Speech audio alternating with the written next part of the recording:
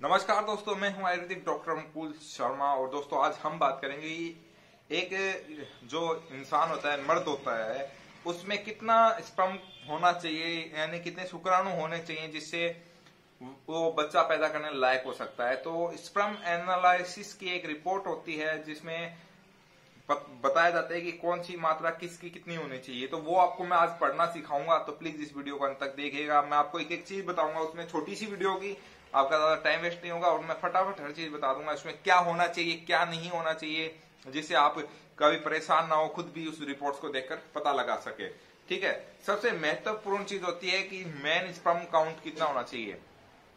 अगर आप average sperm count की बात करते हैं, उसमें एक तो होता है टोटल स्पर्म काउंट। ठीक है, टोटल स्पर्म काउंट जो आपके रिपोर्ट में होगा, लिखा होगा, रिपोर्ट बहुत सारी होती है, तो इसमें लिखा होता है, आपको मैं फोटो भी साइड में डाल दूंगा कि टोटल स्पर्म काउंट कितना होता है। कम से कम 60 मिलियन टोटल स्पर्म काउंट होता है, जिसमें आपने जो अपना वीर्य दिया है उसमें स्पर्म काउंट कितना है टोटल, वो होता है कम से कम 60 मिलियन या 60 मिलियन के आसपास कम से कम होना चाहिए।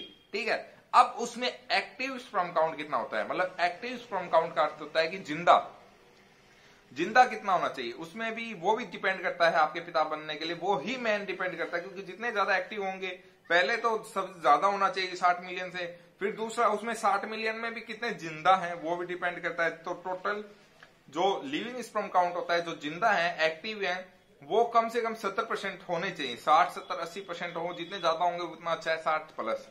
ठीक है, ये दूसरी चीज है मैंने आपको जो बताई है, टोटल स्पर्म काउंट प्लस जो एक्टिव स्पर्म काउंट, दो चीज। तीसरी चीज कहां इंपॉर्टेंट आती है, पस सेल। इसमें हमेशा याद रखिएगा, नीचे रिपोर्ट के नीचे रहता है पस सेल, हमेशा नीचे देखना है, पस सेल ये आएंगे, तो उसमें पस सेल नहीं होना चाहिए।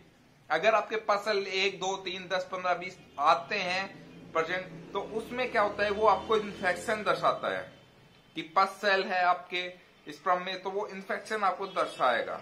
तो वो क्या करता है, स्पर्म काउंट आपका खराब है, स्पर्म खराब है, उसमें बच्चा करने की क्षमता आप में कमी है। इस चीज का आपको ध्यान पड़ेगा। ठीक है, अब दूसरी चीज क्या होती है इसके अंदर कि कितना है आपको ml होना चाहिए।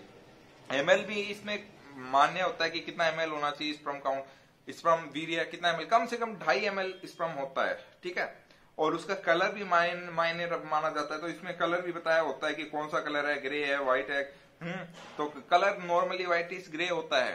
ठीक है, अगर अलग ग्रे होगा, मतलब अलग एकदम ही पीला हो किसी का, कईयों का नीला भी आ जाता है, रेड भी आ जाता है, तो वो होगा इन्फेक्शन का दर्शक। ठीक है, नॉर्मली व्हाइटिश ग्रे टाइप का होता है।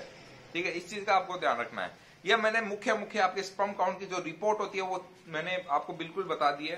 तो अगर आपको मेरी बताई हुई नॉलेज अच्छी लगी, जानकारी अच्छी लगी, तो वीडियो को लाइक कीजिएगा। ठीक है, चैनल को सब्सक्राइब कीजिएगा और कमेंट करके जरूर जाइएगा, जिससे आपको कोई भी मतलब नई जानकारी चाहिए ऐसा कुछ, तो वो मैं आपके लिए वीडियो लास्ट में। मिलते हैं दोस्तों नई वीडियो के साथ। नमस्कार।